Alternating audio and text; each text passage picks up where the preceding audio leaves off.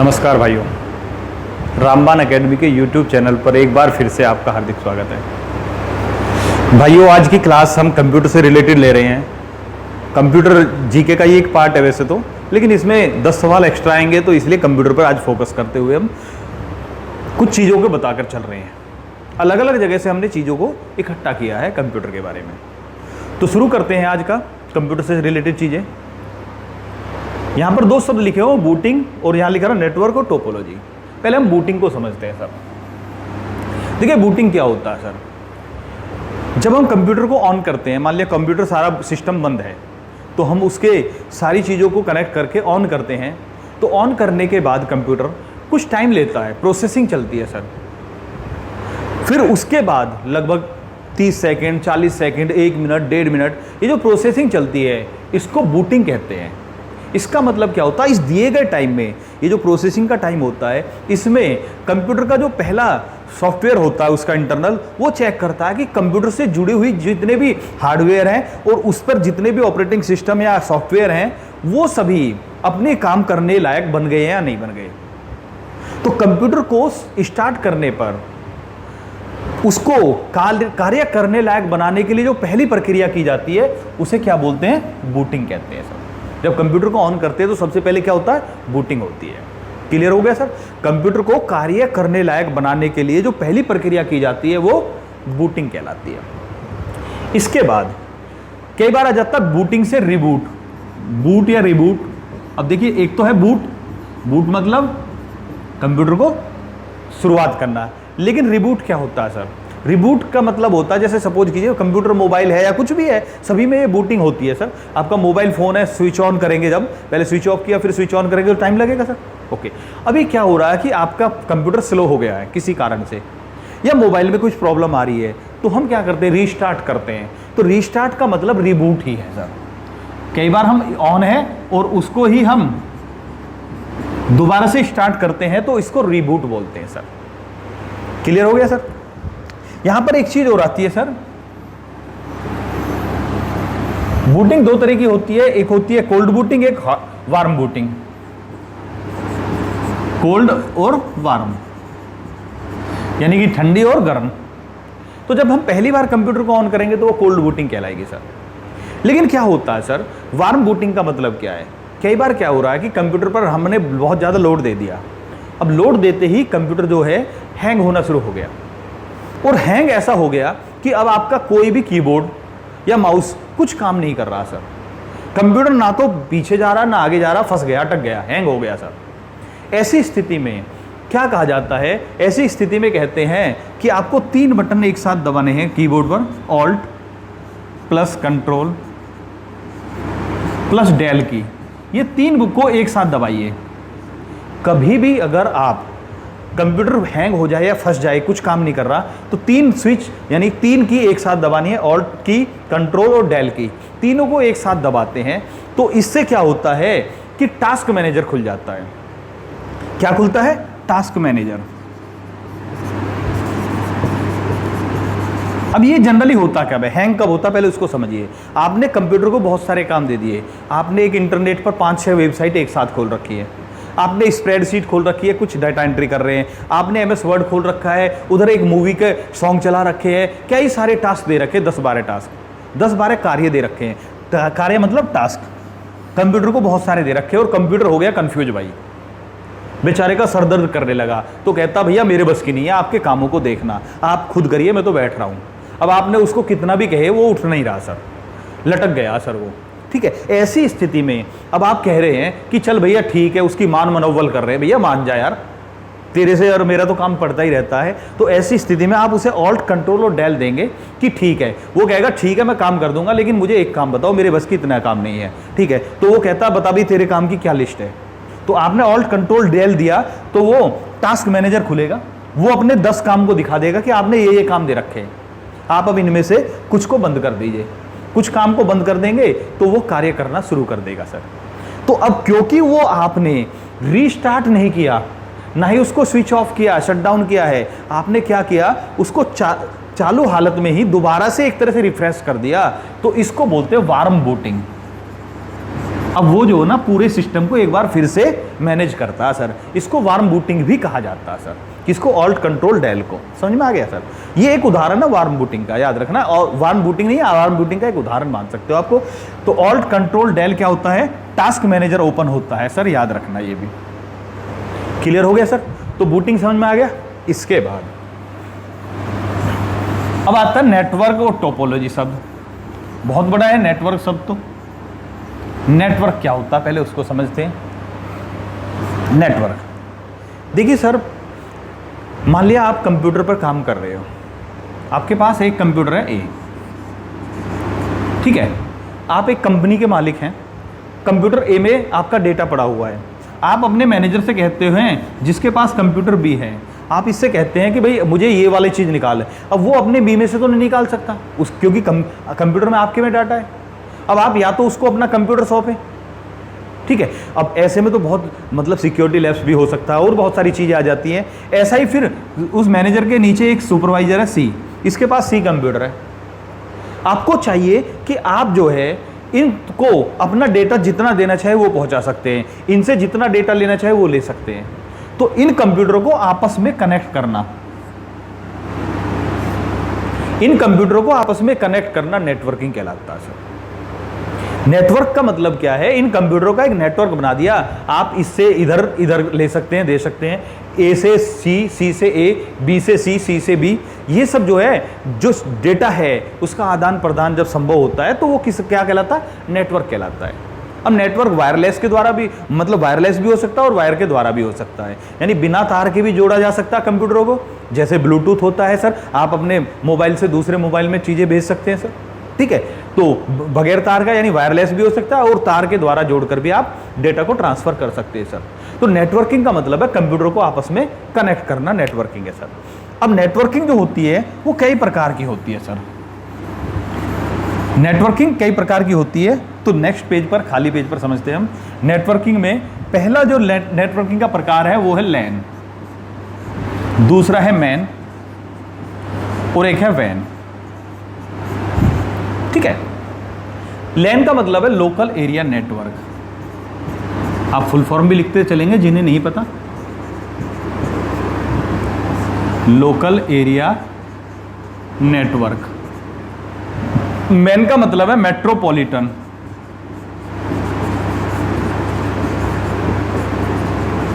Area network, ठीक है। और वैन का मतलब है wide area network, wide area network. Local area network, metropolitan area network और वाइड एरिया नेटवर्क, ये लैन के कुछ मतलब नेटवर्किंग के कुछ प्रकार है sir. Local area network, local area का मतलब ये है कि जब एक छोटे से एरिया के कंप्यूटरों को जोड़ा जाता है, इसमें 10, 20, 50 कंप्यूटरों को एक साथ जोड़ा गया है। मान लिया एक कंपनी है जो करीब करीब 200-300 मीटर दूरी तक फैली हुई है और उसमें 50 कंप्यूटर लगे हुए हैं अलग अलग मंजिलों में, अलग अलग बिल्डिंगों पर। उन सभी को वायर के द्वारा, जनरली वायर के द्वारा ही जोड़ा जाता है। तो उनको आपस में जोड़ना क्या कहलाता है? लैन कहलाता है सर, ठीक है सर। उनको क्या जोड़ना क्या कहलाता? लैन कहलाता है, local area network sir, okay. दूसरा है मैन, मेट्रोपॉलिटन एरिया नेटवर्क। इसका क्षेत्र थोड़ा बड़ा हो गया। मान लिया पूरा एक शहर, मान लिया दिल्ली है या दिल्ली गुड़गांव को, पूरे के आपस के जितने भी कंप्यूटर यूज हो रहे हैं सभी को जोड़ दिया सर। जनरली इसमें भी ब्रॉडबैंड तार वगैरह का इनका ही इस्तेमाल होता है। तो मेन चीज़ है कि अभी आप बस ये देखेंगे लोकल एरिया में है, ये एक मेट्रोपॉलिटन में एक बड़े से शहर को जोड़ दिया सर। पता चला जी यहाँ से लेकर 20-30 किलोमीटर दूर तक के कंप्यूटरों को आपस में कनेक्ट कर दिया। अब पता चलता है 20-30 किलोमीटर में कितने सारे कंप्यूटर हो सकते हैं, सभी को जोड़ दिया। वाइड एरिया नेटवर्क, जब एक राज्य, एक देश की सीमा से बाहर इंटरनेशनल लेवल पर कंप्यूटरों को आपस में जोड़ा जाए तो उसे वाइड एरिया नेटवर्क कहते हैं। जब पूरे वर्ल्ड के कंप्यूटरों को जोड़ा जाए तो ऐसे को क्या बोलते हैं? Wide area network. और वैन का बहुत अच्छा उदाहरण क्या है? इंटरनेट। इंटरनेट किसका उदाहरण है भैया? वैन का। आ जाते हैं सर,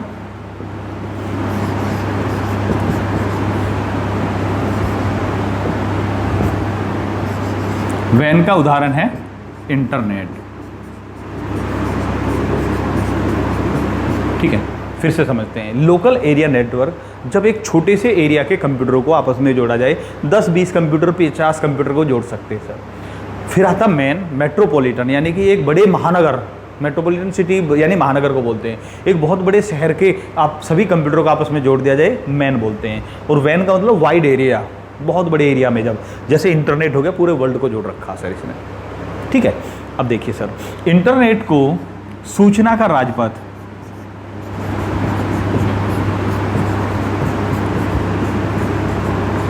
इंटरनेट को सूचना का राजपथ या इंफॉर्मेशन हाईवे कहा जाता है।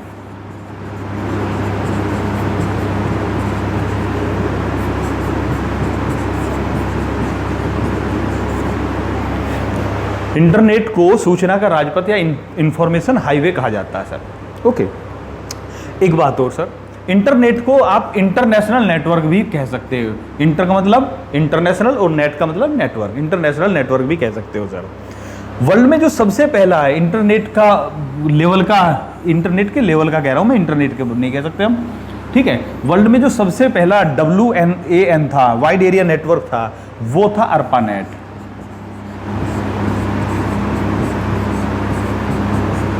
1969 में इसकी शुरुआत हुई थी। 1969 में ARPANET जो था वर्ल्ड का सबसे पहला वाइड एरिया नेटवर्क के रूप में प्रयोग किया गया था इसको।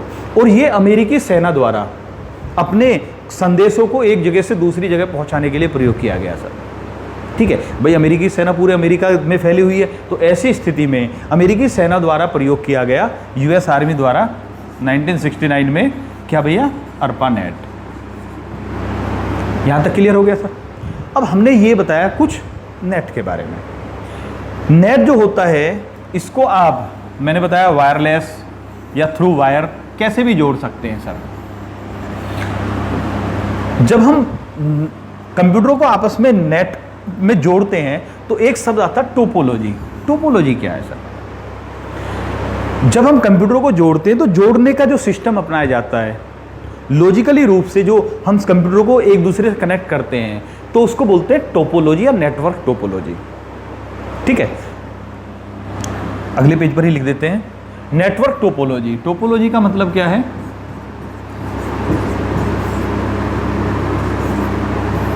कंप्यूटर को एक दूसरे से जोड़ना का जो तरीका है उसे टोपोलॉजी कहते हैं, ठीक है। किस वे में एक दूसरे से डेटा का संचरण होगा, डेटा ट्रांसफर होगा, वो टोपोलॉजी ही निर्धारित करता है सर, ठीक है। अब टोपोलॉजी कई प्रकार की होती है सर। पहली जो होती है सर वो होती है बस टोपोलॉजी। बस टी लिख दिया, टी का मतलब टोपोलॉजी। बस टोपोलॉजी क्या होता है सर? देखिए सर, टोपोलॉजी में हमें वायर के द्वारा जनरली जोड़ना होता है सर। हालांकि वायरलेस में भी टोपोलॉजी कहा जा सकता है, लेकिन जनरली वायर के द्वारा ही। तो ऐसी स्थिति में इनमें कई सारी चीज़ों का ध्यान रखना है भाई। एक तो सिक्योरिटी का, दूसरा हमारा कितना जो हार्डवेयर लग रहा है उसका भी देखना पड़ेगा, और तीसरा हमें ये भी देखना पड़ेगा फास्ट है या स्लो है, और चौथा ये भी देखना पड़ेगा कि भैया ऐसा तो नहीं है कि कुछ फॉल्ट आ गया तो फॉल्ट ज़्यादा मेंटेनेंस तो नहीं मांगता है।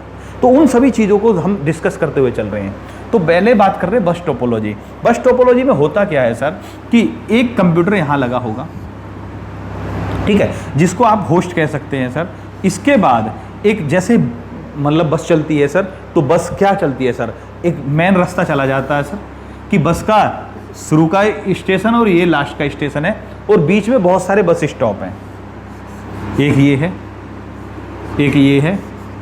बस टोपोलॉजी को आप ऐसे ही समझ सकते हैं कि जिसको जहां उतरना है वो वहां उतर जाएगा, ठीक है। तो बस टोपोलॉजी इस तरह की होती है सर कि एक वायर होता है, उसी में से अलग अलग जगह पर आपको कनेक्शन दे दिए जाते हैं। सपोज कीजिए आप यहाँ बैठे हुए हैं, कंपनी के हेड हैं, तो आपके मतलब जो आपका कंप्यूटर है उससे एक वायर गया और जिस रूम में जिसको जरूरत है उसने उसमें कनेक्शन लगा लिया सर।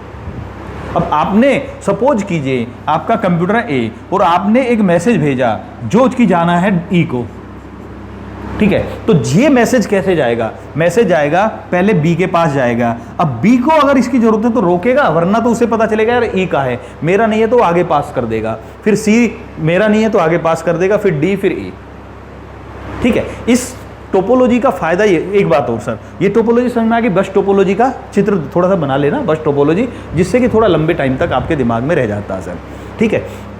इसमें जो शुरू में और लास्ट में जहां काम खत्म होता है, इन दोनों पॉइंट को बोलते हैं टर्मिनेटर। टर्मिनेटर नाम से इंग्लिश मूवी भी आई थी। ओके, ठीक है सर। टर्मिनेटर, टर्मिनेटर इसको भी बोलते हैं, टर्मिनेटर इसको भी बोलते हैं सर। तो जहां शुरू और लास्ट होते हैं वो टर्मिनेटर कहलाते हैं सर। ये क्लियर हो गया।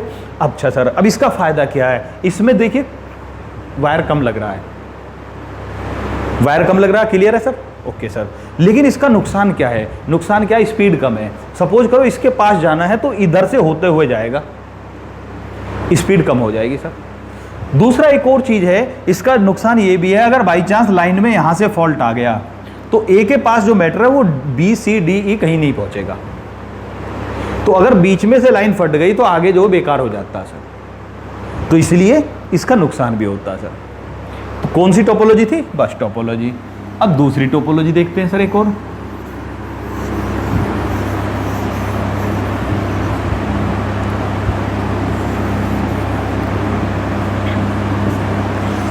दूसरी आती है रिंग टोपोलॉजी। नाम से ही पता चल रहा है, रिंग। रिंग मतलब छल्ला टाइप का जो होता है, रिंग टोपोलॉजी।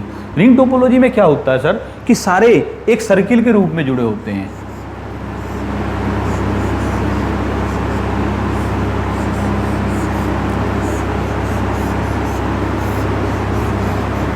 ठीक है, जितने भी कंप्यूटर होते हैं वो सारे के सारे एक दूसरे से सर्किल के रूप में होते हैं, और जो डेटा ट्रांसफर है वो दोनों साइड में होता है। क्लॉकवाइज भी हो सकता है, एंटी क्लॉकवाइज भी हो सकता है सर। मतलब ये इधर से इधर को भी ट्रांसफर हो सकता है, इधर से इधर को भी जा सकता है सर। अब देखिए सर, इसमें भी थोड़ी सी स्पीड तो कम रहेगी, स्पीड कम थोड़ी सी रहेगी सर। क्यों? क्योंकि मान लिया यहाँ से जाना तो इतना, यहाँ से यहाँ आना है तो इन दो के पास जाएगा, इधर से इधर भी जाएगा तो भी दो के पास जाएगा, तो स्पीड तो थोड़े कम हो जाती है। दूसरा सर, इसमें अगर फॉल्ट होता है तो वो फायदेमंद है कि अगर बाई चांस यहाँ पर फॉल्ट आ गया तो इधर नहीं जा पा रहा तो इधर से तो घूमकर पहुंच ही जाएगा सर, क्योंकि दो ऑप्शन है ना सर। तो फॉल्ट की स्थिति में ये फायदेमंद है सर। ठीक है, वायर भी ज़्यादा नहीं लगता सर। तो ये कौन सा होता है? Ring topology. रिंग टोपोलॉजी के बाद एक और आती है सर, मैश टोपोलॉजी। ये भी रिंग टोपोलॉजी जैसी ही समझिए। कैसे? उसको चेक करते हैं सर, लेकिन उससे थोड़ी सी ज़्यादा टिपिकल हो जाती है, वायर ज़्यादा लगता है।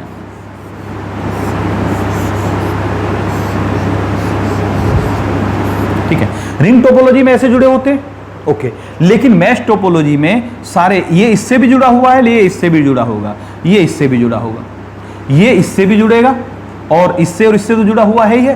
तो मतलब हर कोई जो है एक दूसरे से जुड़ा होता है सर, मैश टोपोलॉजी।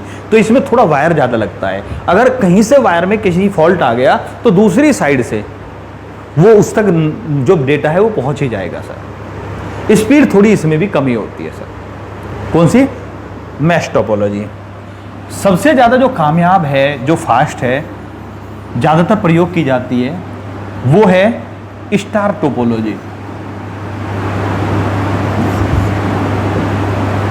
कौन सी भैया? Star topology. अब नाम से ही पता चल रहा है स्टार के जैसी होगी।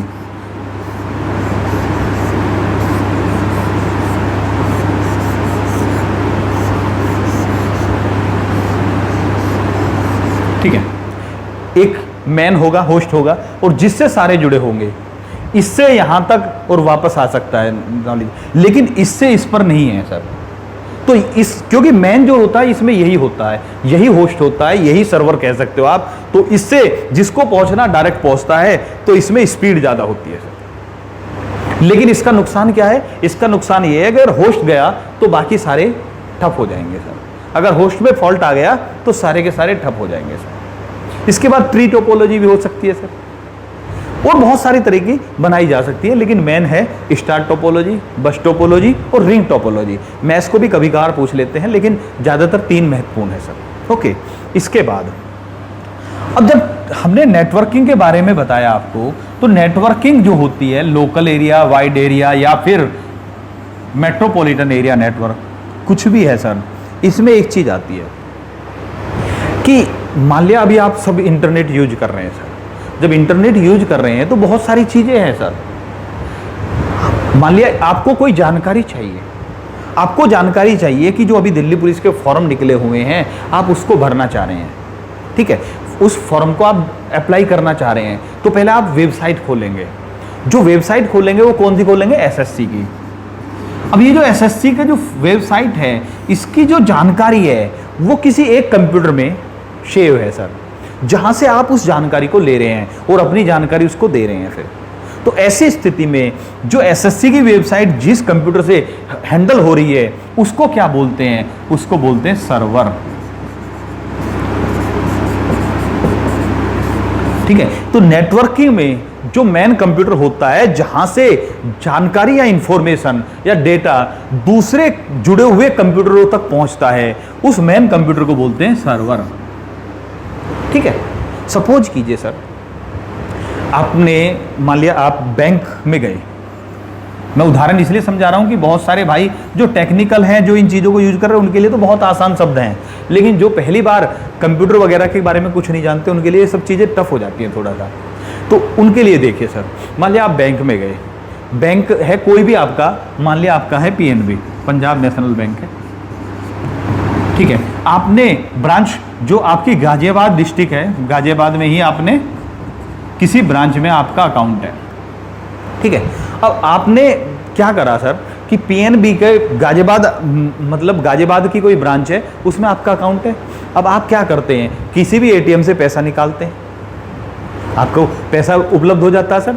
उसके बाद आप कहीं भी किसी भी ब्रांच में जाकर जमा करते हैं और आपके ही अकाउंट में पैसा पहुंच जाता है सर। ऑल ओवर इंडिया में यही काम चलता है सर।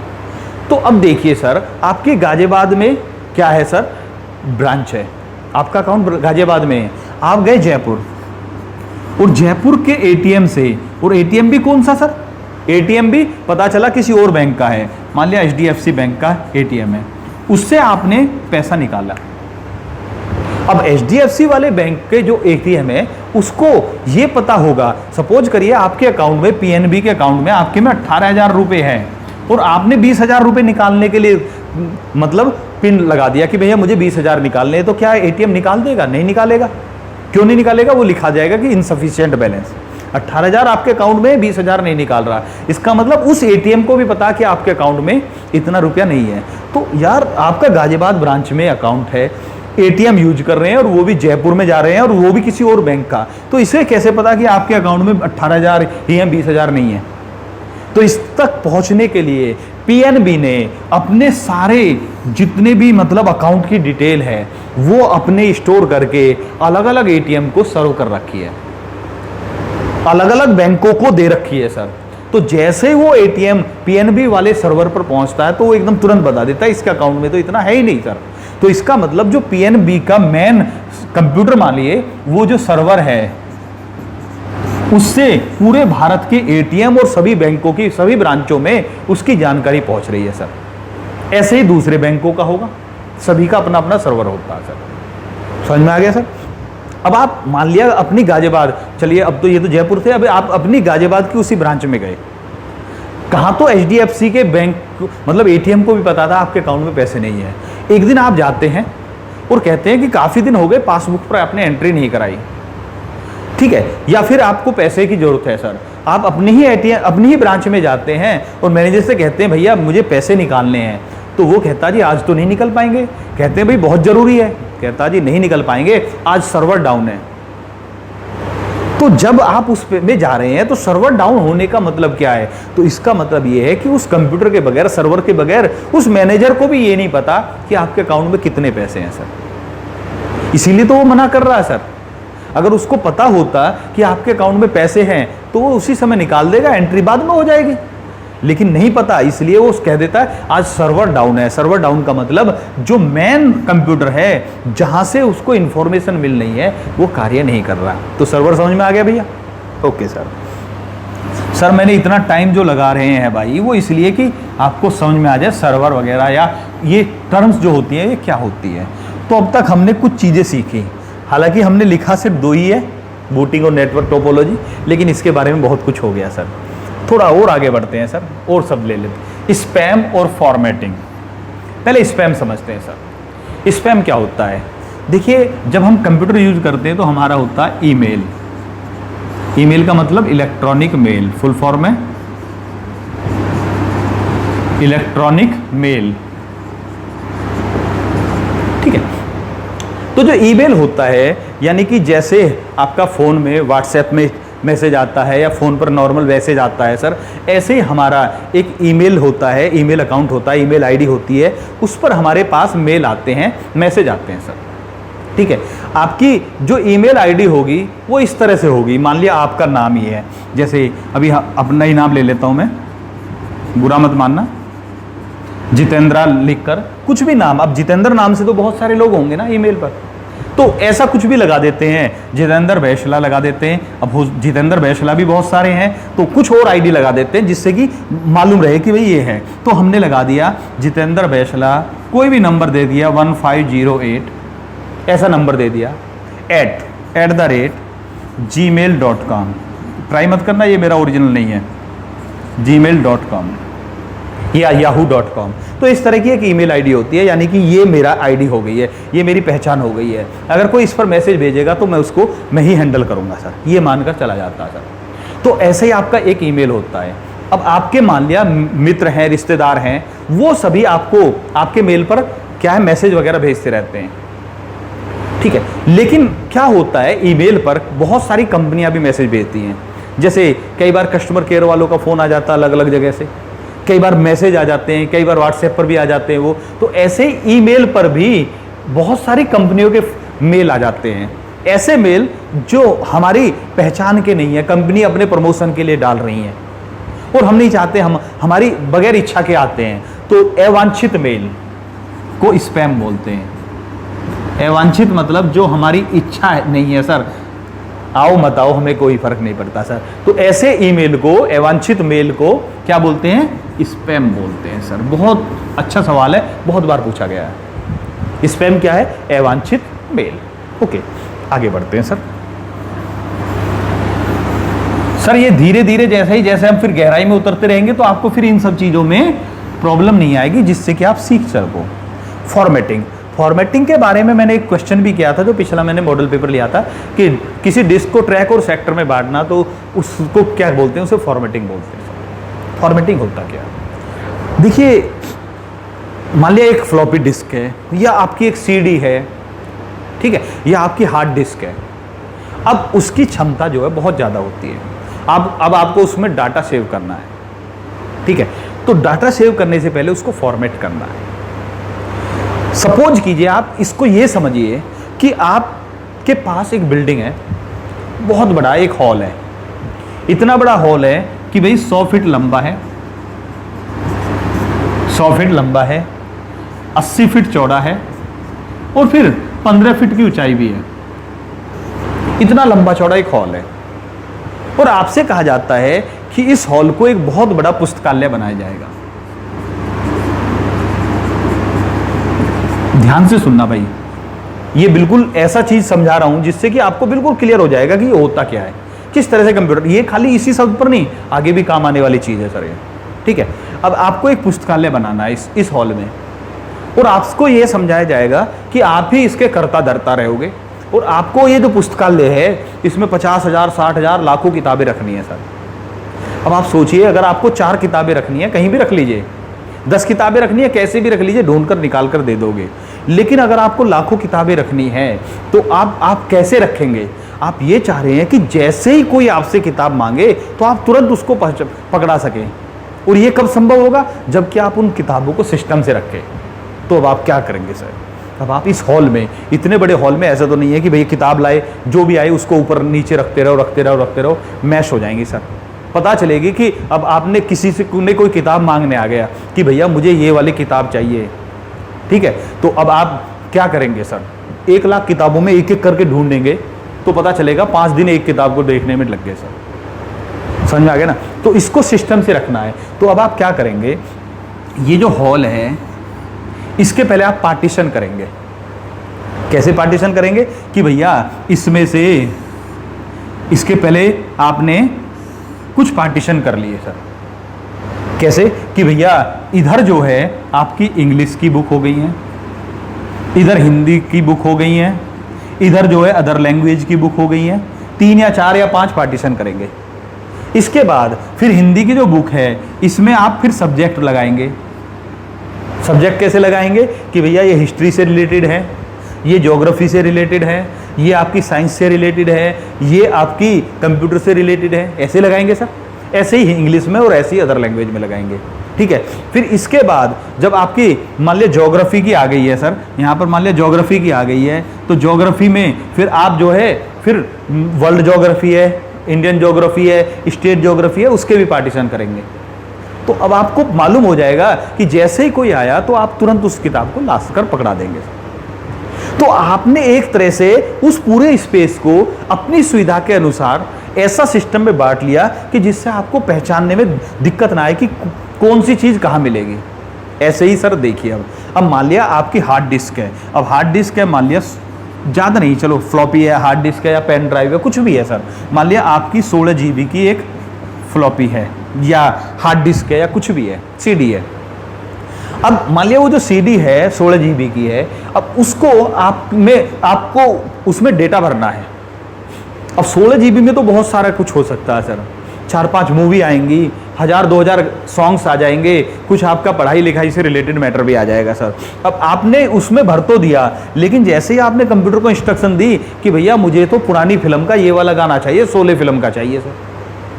अब आप उसको ढूंढ रहे हैं, अब कंप्यूटर को ही नहीं पता कहाँ पर मिलेगा सर, पता चला कंप्यूटर भी नहीं ढूंढ पा रहा। तो कंप्यूटर उसको क्या करता है, जब पहली बार हम कंप्यूटर में मतलब क्या करते हैं, इस चीज को डालते हैं तो वो पहले इसको फॉर्मेट करता है कि उसके जैसे ये है सर, इसमें ट्रैक बनाएगा सर, एक ट्रैक, दूसरा ट्रैक, तीसरा ट्रैक, यानी पहले पार्ट बनाएगा, फिर इसके सेक्टर बना लेगा सर कि इस सेक्टर में ये है, इसमें ये है, इसमें ये है।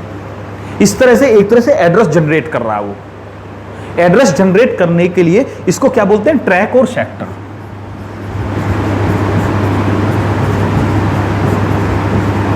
ठीक है, इस प्रक्रिया को बोलते हैं फॉर्मेटिंग। तो पहले वो ट्रैक सेक्टर बनाएगा, उसके बाद सामान रखना शुरू करेगा। समझ में आ गया? फॉर्मेट का मतलब है इस लिहाज से सिस्टम बांटना है इसको कि जब कुछ सामान रख दे तो कंप्यूटर के पास एक नॉलेज रहेगी कि मेरा ये सामान यहां रखा है, तो तुरंत वो उपलब्ध कराया जा सके। तो इस प्रक्रिया को बोलते हैं फॉर्मेटिंग। और थोड़ा सा और स्पष्ट कर लेते हैं, अभी कुछ भाइयों को समझ में नहीं आया हो तो। मान लिया आप क्या है सर, आपके पास एक शहर है, आपसे कहा जाए कि आप एक बहुत बड़े इंजीनियर हैं, आपको एक शहर बसाना है, ठीक है, और शहर में आपको जो है बहुत बड़ा शहर है सर, ठीक है, बहुत लंबा चौड़ा शहर है, और पता चलेगा कि इसमें 1 लाख घर बनाने हैं सर।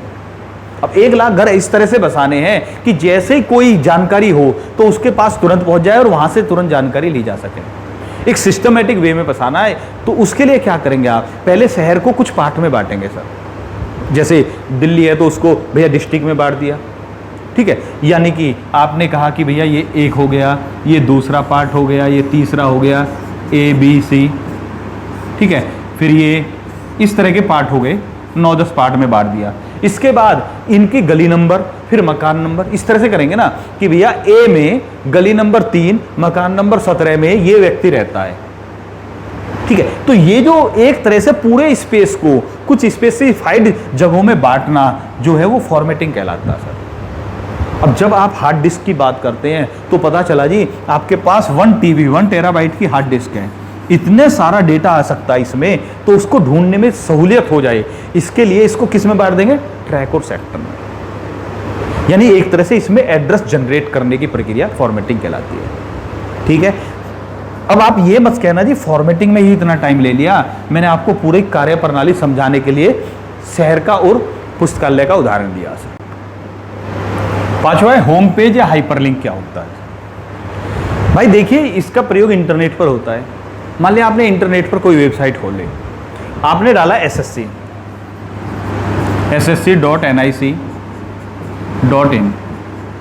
तो जैसे ही आप इसको खोलते हैं तो जो SSC की वेबसाइट का पहला जो पेज होगा, पहला मेन पेज,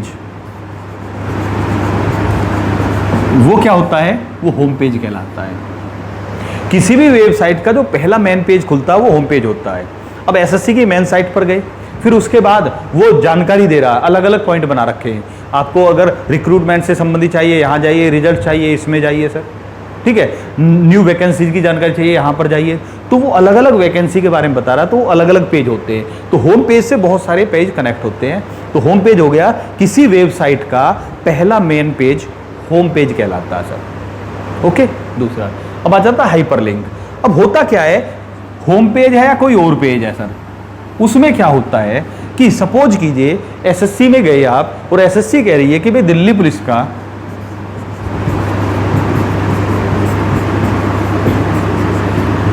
का रूल्स रेगुलेशन जो है वो पढ़ लीजिए आप फॉर्म भरने से पहले, रूल एंड रेगुलेशन के लिए। तो वो क्या कहती है कि अगर आपको रूल रेगुलेशन पढ़ना है तो दिए गए इस लिंक पर टच कीजिए, ये एक लिंक दे रखा है, ठीक है। जैसे ही आप इस पर टच करते हैं तो आप दिल्ली पुलिस की वेबसाइट से, सॉरी एसएससी की वेबसाइट से दिल्ली पुलिस की वेबसाइट पर पहुंच जाएंगे। तो ऐसे में क्या होता, किसी वेबसाइट पर एक लिंक होता है जिस पर जैसे ही हम टच करते हैं तो वो दूसरी वेबसाइट पर पहुंच जाते हैं, ऐसे लिंक को बोलते हैं हाइपर लिंक, ठीक है। वो होम पेज पर भी हो सकता है, किसी दूसरे पेज पर भी हो सकता है। तो किसी वेबसाइट पर किसी दूसरी वेबसाइट का जो लिंक दिया जाता है उसे हाइपर लिंक कहा जाता है, या ऐसा लिंक जो किसी अन्य पेज को खोल दे या वेबसाइट को खोल दे। वेबसाइट या किसी अन्य पेज का जो लिंक होता है वो हाइपर लिंक कहलाता है। समझ में आ गया भाई? Okay sir. नेक्स्ट है सर पेरिफेरल।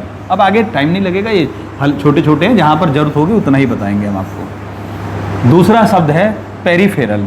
पेरिफेरल क्या होता है सर? पेरिफेरल का मतलब है भाई आपका कंप्यूटर है, कंप्यूटर में आपने क्या क्या जोड़ रखा है कि भैया आपका सीपीयू है, आपका कीबोर्ड है और माउस है, ठीक है। ये आपका पूरा कंप्यूटर है। इसके बाद आपने उसमें क्या जोड़ दिया, एक्स्ट्रा कुछ चीजें जोड़ दी। जो एक्स्ट्रा हार्डवेयर जोड़े जाएंगे जिनके बगैर भी कार्य कर सकता है कंप्यूटर, वो जो एक्स्ट्रा हार्डवेयर जोड़े जाते हैं वो पेरिफेरल कहलाते हैं।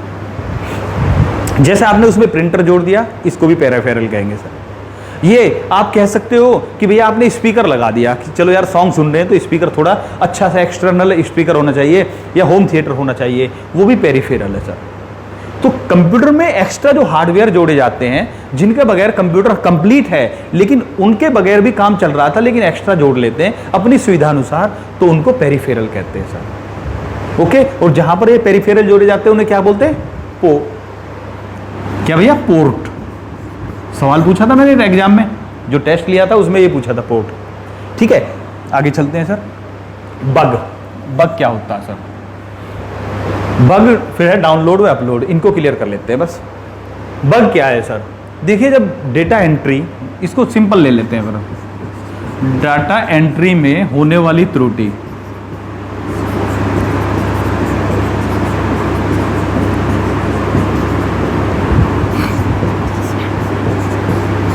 डाटा एंट्री में होने वाली त्रुटि बग कहलाती है। सपोज कीजिए आप एक प्रोग्रामर है और आपको एक प्रोग्राम लिखना है, ठीक है। अब प्रोग्राम लिखते वक्त आपने बहुत सारे कोड लिखे हैं सर। कोड में क्या हुआ, डाटा एंट्री कर रहे थे आप, ठीक है, एस दबा रहे थे, डी दब गया।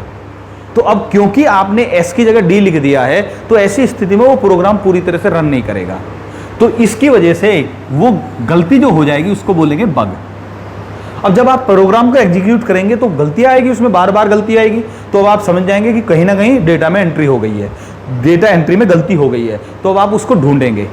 अब उस गलती को ढूंढना जो होता है उसको बोलते हैं डीबगिंग। डीबगिंग, ठीक है भाई। बग से बना बगिंग, बग से बना बगिंग, और डीबगिंग यानी कि गलती को ढूंढना। डेटा में एंट्री में होने वाली त्रुटि बग है, और उस गलती को ढूंढने के लिए कौन सी प्रक्रिया अपनाई जाती है? डीबगिंग। और जो ढूंढने का प्रोसेस अपनाते हैं कोई सॉफ्टवेयर या कोई भी प्रोग्राम है सॉरी, जो हम अपनाते हैं उसे डीबगर कहते हैं। ओके, उसकी महत्वपूर्ण नहीं है। तो बग समझ में आ गया सर। प्रोग्रामिंग में कैसे गलती होती है वो सब प्रोग्रामिंग के बारे में हम आपको बताएंगे सर। डाउनलोड व अपलोड। डाउनलोड अपलोड क्या होता है सर? इससे सवाल बहुत आता है, इंपॉर्टेंट भी बहुत ज्यादा सर। ये छोटी सी चीज है, बस एक अंतर समझना है। सपोज कीजिए अभी हमने मान लिया ये वीडियो बनाई, हमने इसको इंटरनेट पर डाल दिया। आप चाह रहे हैं कि इसको आप अपने फोन में लगातार देखना चाह रहे हैं बार बार, तो आप क्या कहेंगे, यार बार बार इंटरनेट हो नहीं हो तो हमारे फोन में ऑफलाइन भी देख सके, तो आप कहेंगे जी इस वीडियो को डाउनलोड कर लो, ठीक है। वीडियो को डाउनलोड किया जाता है। अभी आप एसएससी का फॉर्म भरने पहुंचे, फॉर्म भरने पे पहुंचे तो जो साइबर कैफे वाला वो कह रहा भैया आप अपना फोटो दीजिए, हम फोटो को फॉर्म में अपलोड करेंगे। तो दो चीजें, डाउनलोड करना, अपलोड करना। आप ये मानकर चलिए कि एक है इंटरनेट और एक है यूजर। यूजर का मतलब आप, यूजर कंप्यूटर कह सकते हो आप। कंप्यूटर में मतलब मोबाइल भी हो सकता है, उससे कोई फर्क नहीं। आप ये मानिए इंटरनेट ऊपर है, नीचे की सीडी पर हम यूजर या कंप्यूटर बैठा हुआ है। इंटरनेट ऊपर बैठा हुआ है, नीचे की सीडी पर कौन है, यूजर या कंप्यूटर बैठा हुआ है। यूजर का कंप्यूटर है सर। अब आप इंटरनेट से कोई चीज अपने कंप्यूटर में ला रहे हैं, तो जब ऊपर से नीचे लाएं तो इसे बोलते हैं डाउनलोड। यानी इंटरनेट पर ये समझिए इंटरनेट ट्रक है, ट्रक में माल भरा हुआ है, आप उस माल को अपनी तरफ खींच रहे हैं सर, तो इसको बोलते हैं डाउनलोड करना, ऊपर से नीचे लाना। ठीक है। और जब आप अपने कंप्यूटर में जब आपके डेटा है उसको आप इंटरनेट पर डालने जा रहे हैं, तो जब किसी कंप्यूटर से कोई चीज इंटरनेट पर डाली जाती है तो अपलोड कहते हैं सर। लैंग्वेज समझ में आ गई। इंटरनेट से कोई फाइल को या किसी डेटा को अपने कंप्यूटर में लाना डाउनलोड कहलाता है। इंटरनेट से किसी फाइल या डेटा को अपने कंप्यूटर में लाना डाउनलोड कहलाता है। अपने कंप्यूटर से किसी फाइल या डेटा को इंटरनेट पर डालना अपलोड कहलाता है। ठीक है। अभी जैसे मैं ये वीडियो बना रहा हूं, वीडियो बनाने के बाद मैं इसको YouTube पर डालूंगा सर, तो अभी ये वीडियो मेरे पहले लैपटॉप में आएगी, उसके बाद YouTube पर। YouTube कहां पर है, इंटरनेट पर है। तो मैं जो YouTube पर डालूंगा तो उसे बोलेंगे हम अपलोड करना, मेरे लिए अपलोड करना हो जाएगा। ठीक है, क्योंकि मैं अपने कंप्यूटर से इंटरनेट को दे रहा हूं। फिर आपके पास इंटरनेट के माध्यम से आपके पास पहुंच गई, और आप अब अगर इसको अपने फोन में लाना चाह रहे हैं तो उसे कहेंगे डाउनलोड करना। क्लियर हो गया भाई। ठीक है। तो ये हमने कुछ शब्द बताए, और उन शब्दों के बाद बहुत सारे शब्दों के बारे में एक्स्ट्रा हमने बताकर चले सर। देखिए ये सब जो अगर आप समझते चलेंगे तो आगे आगे कंप्यूटर आपका ईजी होता चला जाएगा। ठीक है, क्योंकि ये शब्द हम बार बार प्रयोग करेंगे किसी भी चैप्टर के दौरान। तो कंप्यूटर की आज की वीडियो में हम इतना ही रखते हैं भाई। अगली वीडियो में आपसे फिर मिलते हैं। धन्यवाद भाइयों, जय हिंद।